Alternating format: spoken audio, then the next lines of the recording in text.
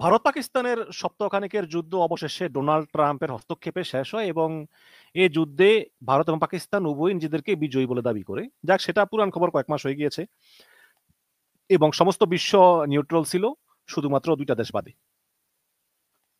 সেই দুইটা দেশ হচ্ছে, একটা হচ্ছে ইসরায়েল, তারা সরাসরি ভারতকে সমর্থন করেছিল।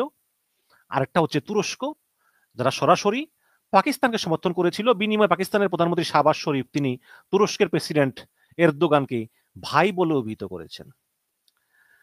তো এরপর থেকেই তুরস্কের সঙ্গে ভারতের সম্পর্ক প্রচুর খারাপ এবং ভারতের যে কট্টর হিন্দুত্ববাদীরা তারা অনবরত তুরস্ককে গালিগালাজ করতেছে। তুরস্কের প্রেসিডেন্ট তাইয়েব এরদোগান, সেই এরদোগানকে গালিগালাজ করতেছে। এবং আমি একটু অবাক হয়েছি যে এই দুর্গাপূজার সময় অসুরের ভূমিকায় ইউনুসকে দেখা গেল, ডোনাল্ড ট্রাম্পকে দেখা গেল, পাকিস্তানের প্রেসিডেন্ট শাহবাজ শরীফকে দেখা গেল, সরি পাকিস্তানের প্রধানমন্ত্রী শাহবাজ শরীফকে দেখা গেল। কিন্তু আমি মনে করেছিলাম যে এরদোগানকেও দেখা যাবে দুর্গাপূজায় অসুরের ভূমিকায়, কিন্তু এরদোগানকে না দেখে আমি রীতিমতো হতাশ হয়েছি। তো এইরকম ঘৃণা এখন ভারত তুরস্ককে মানে করতেছে এবং তুরস্কের বিভিন্ন প্রজেক্ট কিন্তু ভারত ক্যান্সেল করেছে। বিভিন্ন বিমানবন্দরের কিছু ওই যে পণ্য মালামাল খালাস এসব বিষয়ক কিছু কাজকর্ম মনে হয় তুরস্কের কোনো কিছু কোম্পানি এগুলা করতো, ওগুলো তারা বাতিল করে দিয়েছে। এবং তারা এও বলেছে যে তুরস্কের সমস্ত পর্যটন নাকি এই ভারতীয় পর্যটকদের দ্বারাই চলে, কাজেই ভারতীয়রা আর তুরস্কে যাবে না। তো আসলে তুরস্কের ইকোনমি কত মজবুত এবং তুরস্কের যেই পর্যটক আছে প্রতি বছর এর 0.11% ভারতীয় না। আমি তো 2 বার গেছি, আমি দেখেছি। অনেকদিন ছিলাম 2 বার গিয়ে।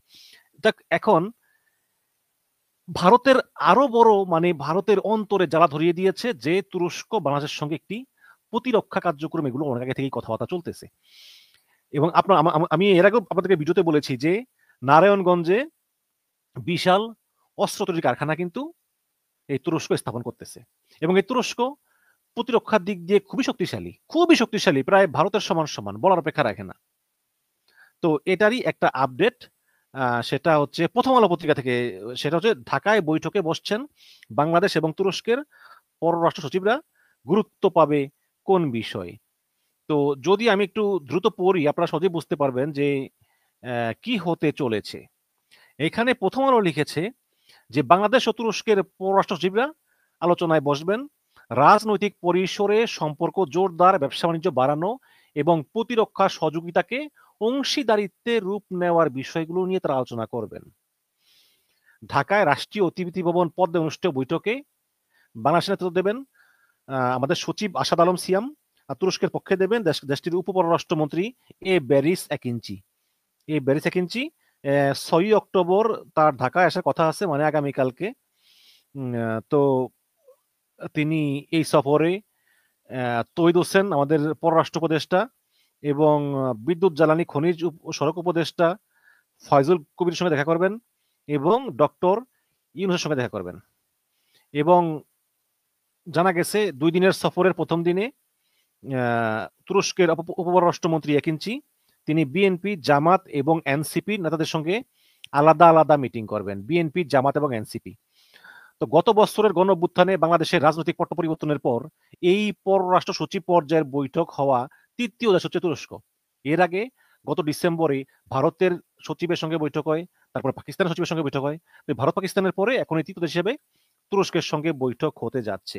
আপনারা জানেন যে যে 5-6 মাস আগে এই এসেছিলেন, ওই যে তুরস্কের বাণিজ্য মন্ত্রী তিনি এসেছিলেন, ওমের বোলাট, তার সঙ্গেও ইউনুসের বৈঠক হয়েছিল। এছাড়াও বিশেষ করে প্রতিরক্ষা শিল্প স্থাপন, প্রযুক্তি স্থানান্তর, তারপর টেক্সটাইল শিল্প সহ নানা মানে প্রতিরক্ষা শিল্প বলতে আমরা কি বুঝি? প্রতিরক্ষা শিল্প মানে হচ্ছে অস্ত্র উৎপাদন এবং প্রযুক্তি হস্তান্তর।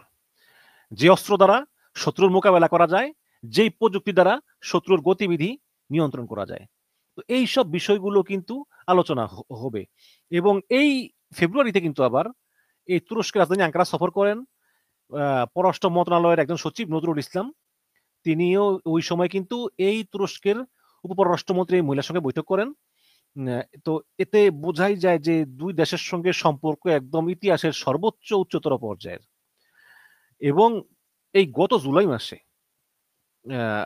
ও না গত এপ্রিলে তুরস্কে যান তৌহিদ হোসেন, আমাদের পররাষ্ট্র উপদেষ্টা। তিনি গিয়ে তুরস্কের পররাষ্ট্রমন্ত্রী হাকান ফিদানের সঙ্গে বৈঠক করেন। যাক, এগুলো এপ্রিল।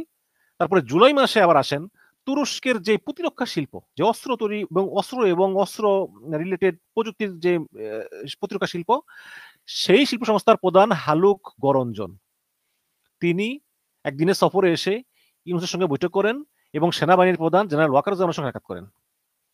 এবং তখন ওয়াকারুজ্জামান সঙ্গে সাক্ষাৎ করার পরে সেনাবাহিনী এক পোস্টে বলেছিল যে বাংলাদেশে প্রতিরক্ষা শিল্পের বিকাশে সম্ভাব্য কারিগরি এবং কৌশলগত সহায়তা দেওয়ার আশ্বাস দিয়েছে তুরস্ক। এবং এই চলতি বছর ঢাকা এবং আঙ্কারায় 4টি উচ্চ পর্যায়ের বৈঠক হয়েছে এবং আগামী সপ্তাহে আরো বৈঠক হবে। এবং এটা অনেক বড় রিপোর্ট, এত বড় রিপোর্ট আমি পড়বো না, কিন্তু অনেকগুলো বিষয় নিয়ে আলোচনা হবে। কিন্তু সবচেয়ে বড় যেটা বিষয় সেটা হচ্ছে আপনার এই প্রতিরক্ষা শিল্প এবং প্রযুক্তি শিল্প। প্রতিরক্ষা শিল্প বলতে বিভিন্ন ধরনের অস্ত্র, এবং প্রযুক্তি শিল্প হচ্ছে যে শত্রুর গতিবিধি ডিটেক্ট করার জন্য বিভিন্ন প্রযুক্তি।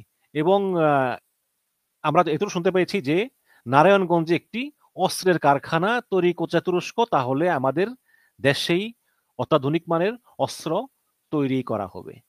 এবং এইসব খবর শুনে আশেপাশের অনেক দেশেরই কিন্তু মানে চান্দি গরম হয়ে গেছে, তারা এটা সহ্য করতে পারতেছে না। তারা মনে করতেছে যে না, পার্শ্ববর্তী দেশ যদি সামরিক দিয়ে শক্তিশালী হয় এবং তাদের অত্যাধুনিক অস্ত্র নির্মাণ কারখানা হয়, তাহলে এটাকে পার্শ্ববর্তী দেশ বা প্রতিবেশী দেশ যাই বলে তারা হুমকি হিসাবে দেখবে, এতে কোনো সন্দেহ নেই।